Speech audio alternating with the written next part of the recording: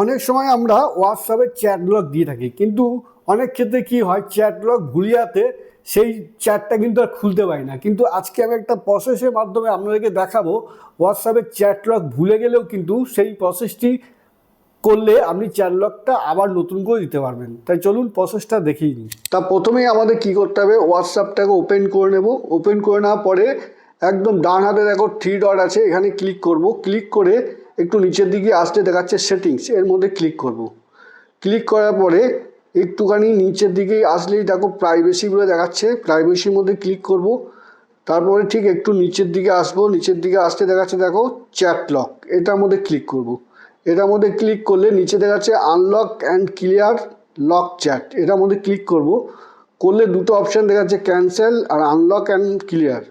এই unlock and ক্লিয়ারের মধ্যে যেই ক্লিক করব, তো এইভাবে কিন্তু তোমরা ফের আবার তোমাদের চ্যাটের মধ্যে লক দিতে পারবে নতুন করে। এই প্রসেসটি আপনাদের কেমন লাগলো, ভালো লাগলে অবশ্যই নিজের টাইমলাইনে সেভ করে রাখবেন। আর এই ধরনের ইনফরমেটিভ ভিডিও পেতে ফলো মি মিষ্টি মুখের আলাপ।